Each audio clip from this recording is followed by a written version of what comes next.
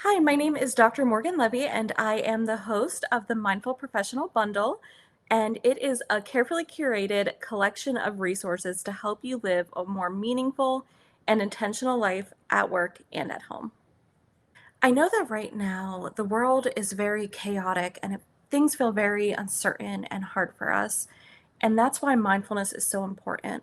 When we're able to still practice mindfulness and being in the present moment, we're able to stay more grounded, calm, and focused in these chaotic times around us.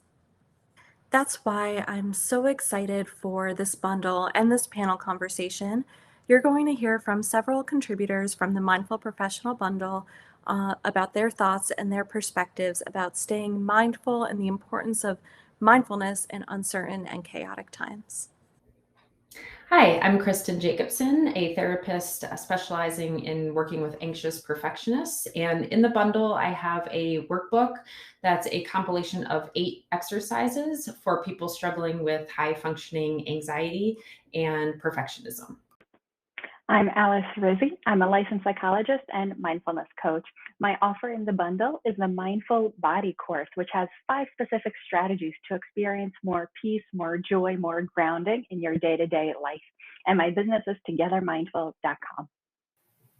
Hi, I'm Alicia Johnson. I'm a licensed therapist as well as a burnout coach. My offer in the bundle is called Feeling the Burnout. It's a mini course all about the early warning signs of burnout in the workplace and tangible steps on what you can do. Hello, I am Angela Freebird. My offer is called You Do Not Suck. It's a video course helping you let go of beating yourself up when you don't do what you say you want to do when it comes to your healthy habits. Hi, I'm Andrea Shipley, and I work with service-based entrepreneurs to design lifestyles that really feel authentic and fulfilling for them. And so within the bundle, my program is called Lifestyle Design for Helpers and Healers, and it's a short training and a 6-page worksheet. Hi, I'm Liz St. Jean, and I work with quietly ambitious professionals. My offer in the bundle is the Imposter Syndrome Cleanse, and it's a 4-step process where you learn exactly how you can ditch imposter thoughts and build leadership skills to radiate natural confidence.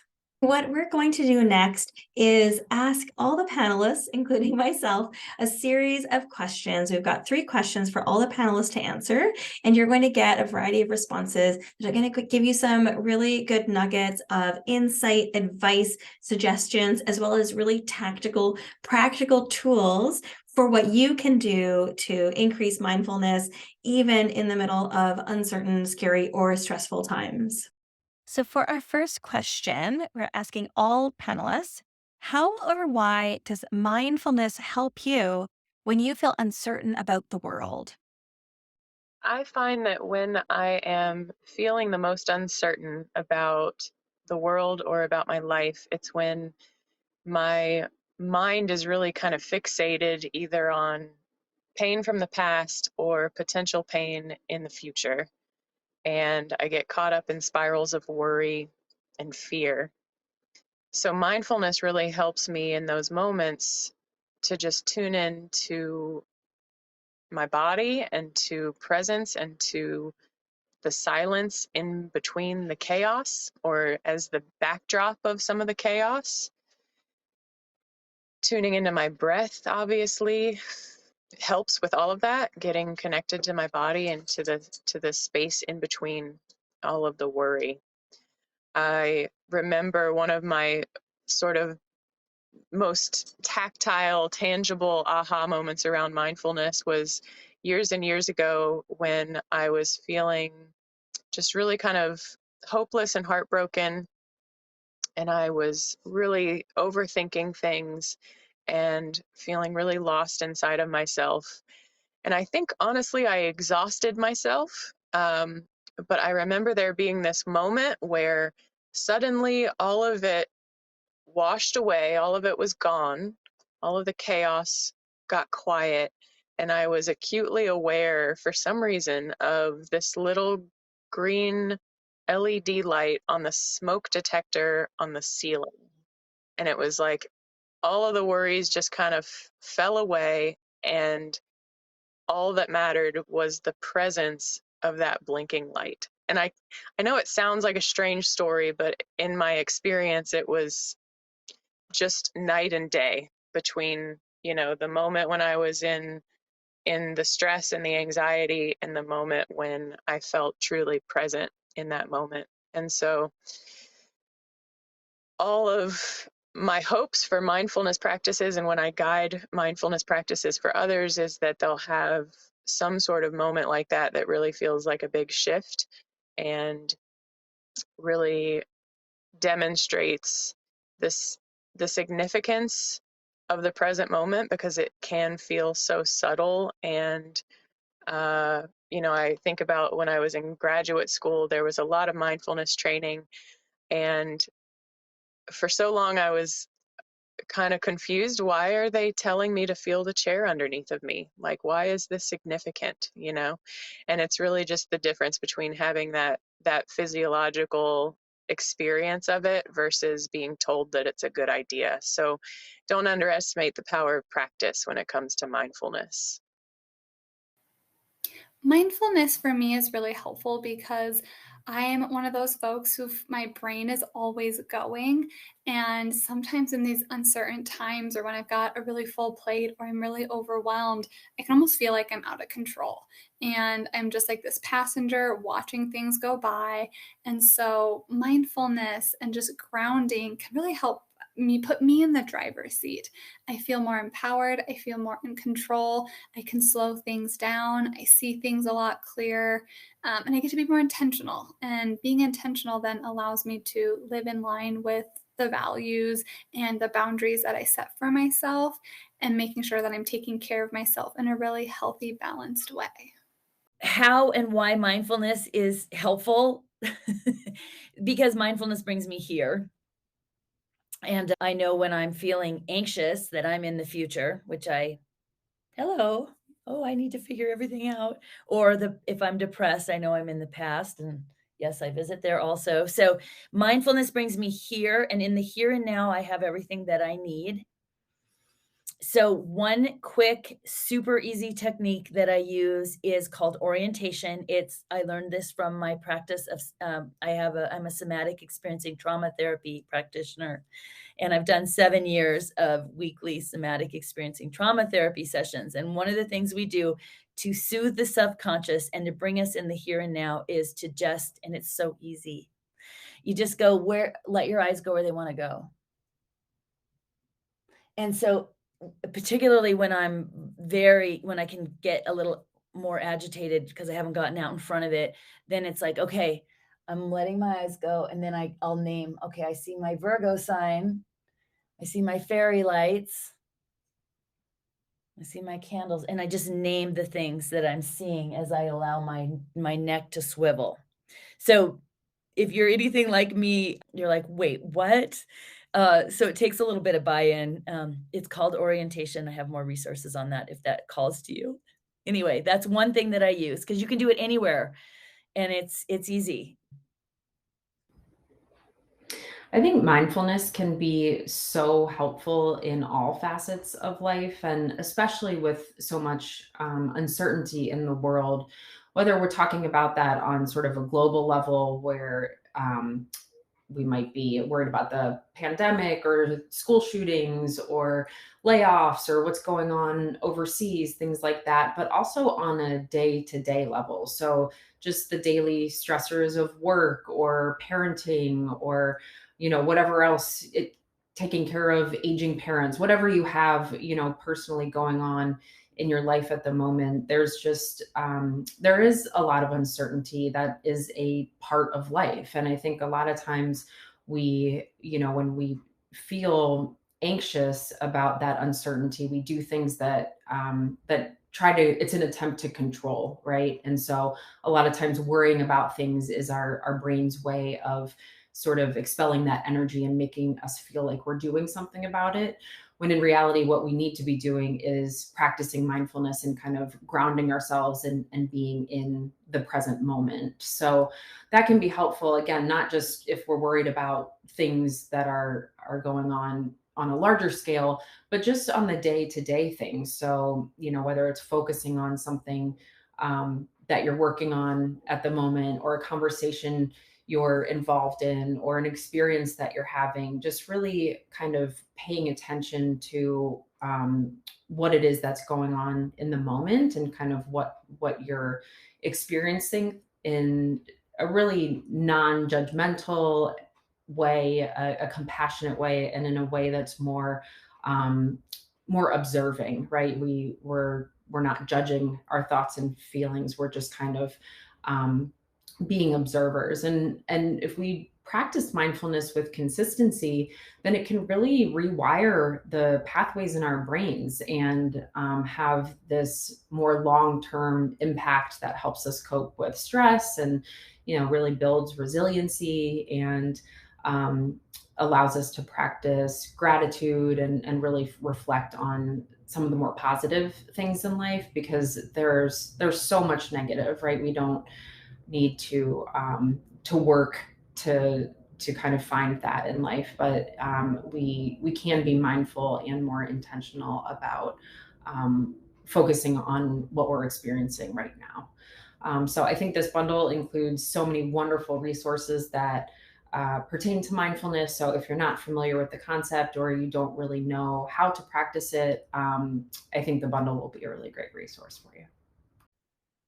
So when I'm feeling uncertain about the world, and I'm feeling like everything is scary, or I'm unsure, or I'm feeling anxiety creeping in, I really rely on mindfulness to help me out in those moments.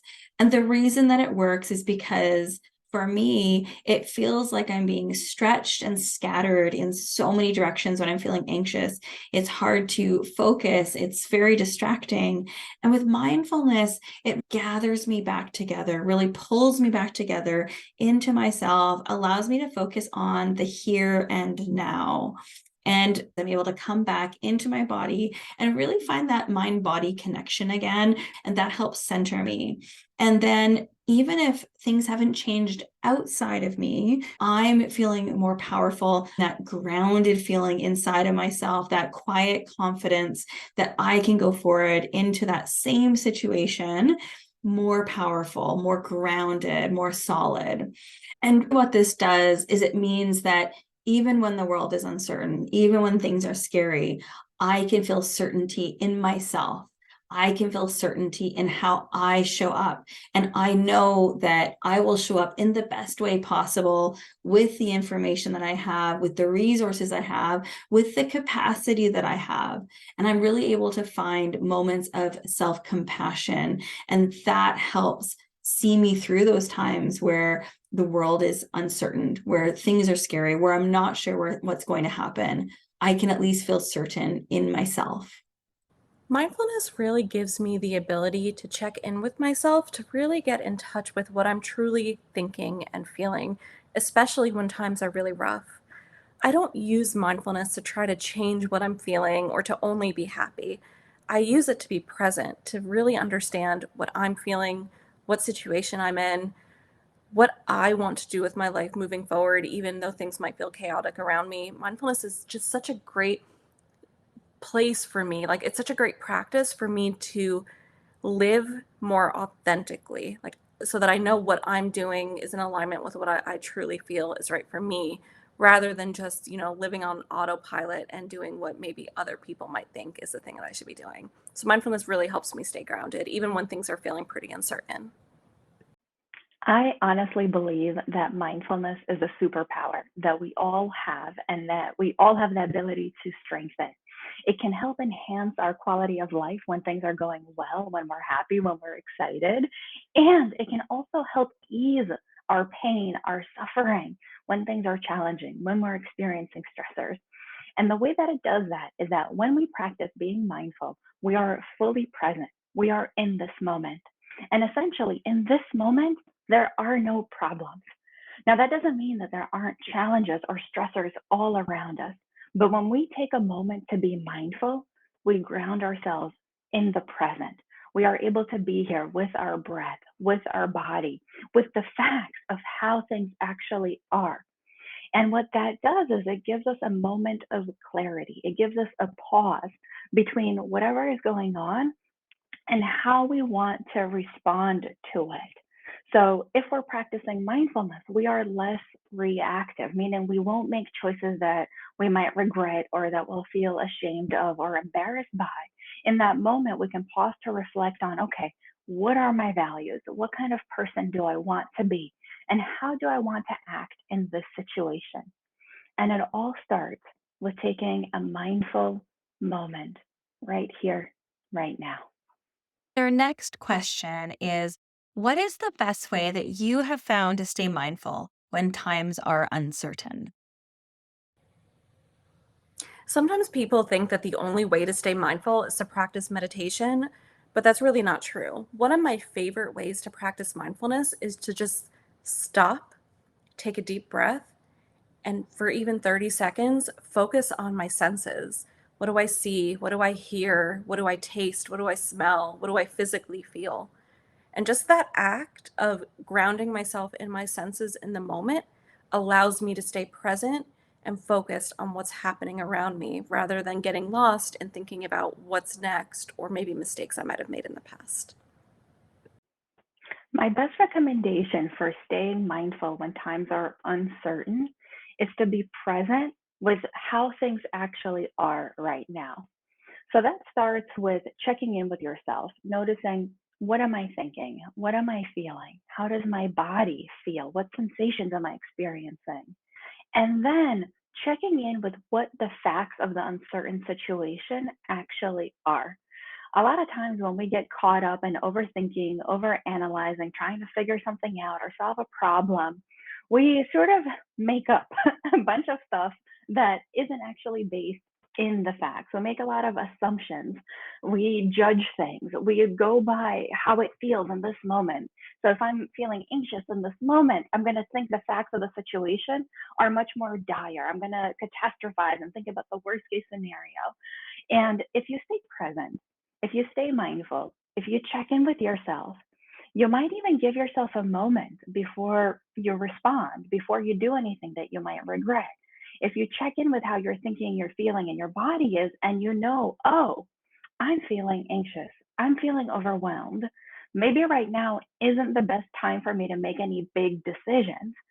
You can actually give yourself some space to let your mind rest and to come back to the situation at hand when you're able to think more clearly. So we know that when we're feeling anxious and overwhelmed and stressed, our decisions aren't going to be necessarily as good as they can be as when we're feeling clear headed. So, mindfulness gives us the ability to actually assess more accurately how we're feeling and how we want to act in any given situation. And if right now isn't the best time to act, then we can come back to the situation later and we will likely have a much better solution to deal with whatever the uncertain situation actually is. The orientation that I mentioned before, letting your eyes go where they want to go, that brings you in the moment and it's a practice. You can also do it through your other senses. So, what do I smell? Oh my gosh, that smells so good being out in the after that fresh rain. Or what do I hear? Oh, I hear my feet crunching along the driveway, or I hear the river, or I hear the dog snoring. So it will bring you in the here and now. Tactical, like what do you feel? This is very soft. I feel the heater. I feel a breeze on my face. So using your senses to be in the moment is another type of orientation. And again, um, like one of the tricks that I did to make this a habit was every time I went outside, I would make a point of looking around. I go to a party, hardly ever, but if I did, just take a minute to look around, or the supermarket or whatever. So just anything that you do, every time I pick up the phone, take a moment or something like that that triggers something you're already doing. So that's one idea. And then the second very practical, tactical suggestion that works for me that I need people helping me be accountable reminding me, I can't do this by myself. So I have a weekly coaching appointment, and because there's money invested, I do it. And I love it. And then I get reminded to do the things, and I get inspired, and I get someone like, "Hey, you got this." So anything that you can do to create accountability and connection. I just feel like any system that you can put into place to have that support automatically there, instead of, "Oh my gosh, now I'm starting to feel unsteady. Oh, now oh, now I can't get off the couch."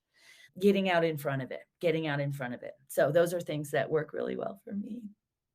So personally, one of the best ways I've found to be mindful in times of uncertainty is I often go back to meditations and go back to apps that provide meditation and provide focus. And for me, it's the ones that don't just go straight into a deep meditation or expect that I'm able to go deeply into a mindful moment. I personally really appreciate the ones that explain the mindfulness, they explain the meditation. I find that, especially if I'm feeling anxious or things are uncertain, that really helps my brain to have that logic piece. So I can listen, I can focus on the mindfulness itself instead of putting an extra expectation on myself to become mindful.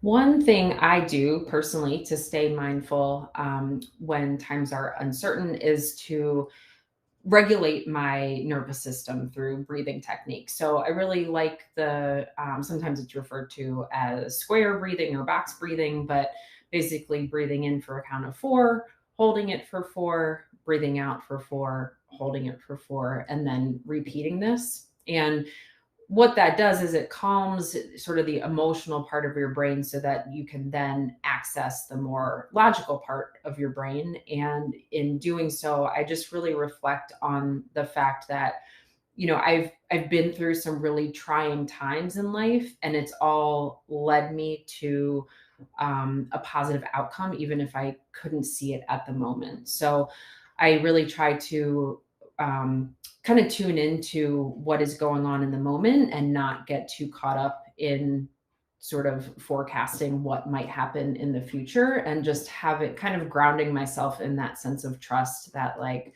okay, even if it feels challenging right now, I know everything, I trust my ability to get through that. And I know that everything will sort of fall into place in the way that I trust that it's meant to. And sometimes that might not make sense to me right now, but that it will at some point. I'll find the meaning in that. One of my favorite ways to stay grounded in being mindful during uncertain times is practicing these tools outside. So I will do what's called the 5 senses, where I'm engaging things that I see, things that I smell, things that I can hear, maybe even like feeling the texture of leaves or something. I'm really engrossing myself in the nature aspect, really getting to move my body, be outside with the vitamin D. And that really helps, one, get me out of my house. I work at home, so I'm able to see that there's a world beyond my 4 walls. And there's just something really powerful about being in nature and connecting to those senses that really helps me slow my brain down a little bit and gets clarity in, okay, what do I really need right now? Do I need some reassurance? Do I need some comfort? Do I need to reach out to somebody? Do I need to get organized? Do I need to change some things in my schedule? It allows me to think about what I truly need rather than getting stuck in like the anxiety spiral that I like to call it. So it just really helps empower me to be in charge of things. So I like to call like nature scavenger hunts or the 5 senses, just walking outside, taking a deep breath, smelling what's out there, really can make or break my day. I really find that the best way to stay mindful when times are uncertain is to cultivate some sort of regular practice. Like if you suddenly are in a bind and there's a bicycle nearby and you need to escape from something, the best way to ensure that you know how to ride a bike is to have ridden a bike before. And that's really the case with mindfulness too, right? So if we're gradually practicing on a consistent basis, then we're going to find that that habit is more available to us in difficult times. And so that might also look like taking breaks, like little mindfulness breaks, where, say, for instance, in the middle of your workday, you might start to check in, tune in, scan your body with your attention, take a few full deep breaths, feel into some sensations in your body that feel relatively comfortable. And then gradually, I think we can also learn how to be mindful while we're also working, be mindful while we're even planning for the future, which is kind of a bit of a, seems like paradoxical. But I do find that that can be really useful to stay tuned into ourselves and tuned into how we're feeling, and do it with that witnessing perspective, so that it feels like we can kind of have a bit of an outsider's perspective, take into account things like, you know, feelings or thoughts that maybe once would have overwhelmed us and felt like all that there was. So it just gives us a different perspective. And again, the best ways that I've found are just tuning into my breath, to my body sensations, and to the silence that is the backdrop of everything else. And now we're going to hear from the panelists about which of the offers inside the bundle that they are excited and looking forward to picking up for themselves. I'm really excited to try Alicia Murray's Finding Motivation and Fulfillment Within Your Core Values. I talk about mindful living and values-based choice making all the time, because I believe that if you know what matters most to you, if you know your core values, every choice you make can be in alignment with the kind of person that you really want to be. So therefore, choices that you make will be, in a sense, regret proof, because they're based on your values. Vicki Demopoulos has a training on calming your inner critic. And I think this is really important in times of uncertainty, because we can often kind of get stuck in this pattern of negative self-talk and really getting down on ourselves if things aren't really working out for us professionally, or if we get laid off, things like that. So I would definitely recommend checking out her course. I'm really looking forward to Tamara Howell's presentation about Zoom fatigue. I think that that will benefit me a lot as an online therapist, especially because I'm just really honed in on the screen for long periods of the day, paying close attention and being really present. And I sometimes find that I don't want to show up for certain other online trainings because it just feels like a lot. So I think I'll learn a lot from that program. I think one of the offers I'm looking most forward to is Balancing They Load, a how-to guide for busy couples. This one stood out to me immediately because I think so many times we as individuals, we get overwhelmed with the mental load and we forget, and that can add a wedge to the couple aspect. So I think this is going to be so helpful for these mindful people and their relationships. I'm really looking forward to Erin McCarthy's Mindful Micro Moments. Find your calm and keep your cool.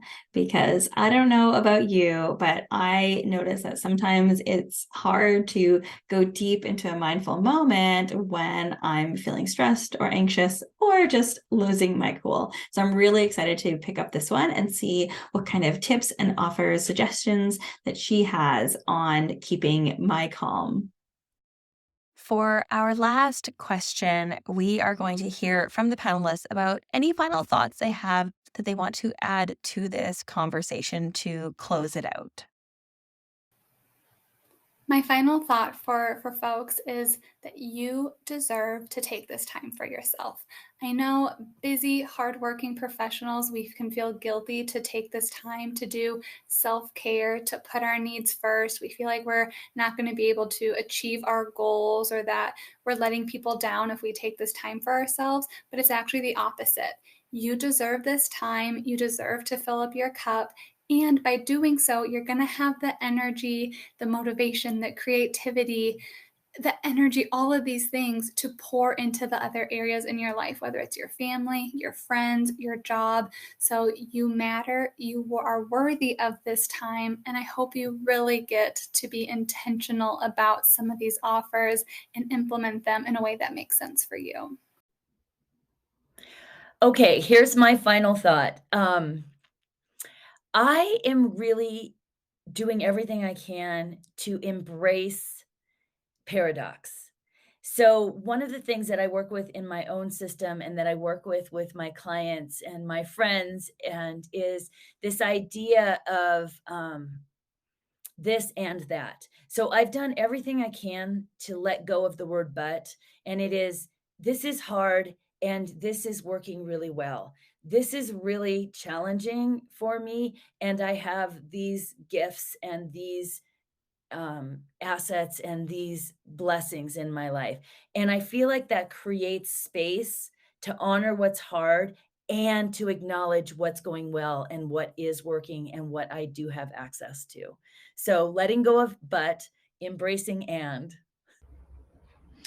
One final thought I want to leave you with is just to take inventory of what fills your cup, so to speak. And by that, I mean, what feels restorative and replenishing to your mental or emotional or spiritual or physical energy? What sort of fills you up and makes you feel energized and whole? Versus, on the other hand, what is depleting of that? What really kind of drains your energy, drains you emotionally, and just feels really depleting. And I think if you take some time to reflect on that, it can give you some clarity in terms of kind of what you need to add into your life, and what you need to try to eliminate. I want to offer some encouragement to anyone who has a hard time investing in themselves and investing in their personal growth. I know that if we want to build something for ourselves or create something for ourselves, we really have to get behind it and take consistent action to do that. We can't count on anybody else to prioritize us if we're not also prioritizing our own well-being. So I think that this bundle is a great opportunity to make a relatively small financial investment and get a lot of benefit that will ultimately serve us, serve our lives, serve our work, serve our families in the long run. So that's my last suggestion, is just find a way, invest in yourself consistently. So the final thought I want to leave you with is that I cannot emphasize enough the absolutely critical value that self-compassion plays in all of this. I mentioned this a bit earlier, but we really want to develop our skill and strengthen that muscle of self-compassion, especially in times of uncertainty, because we're trying to be mindful. And that's difficult when things are uncertain, if we're feeling anxious, if we're feeling worried. And so the last thing we want is to start feeling a tightness or expectations that we should be a certain level of mindfulness.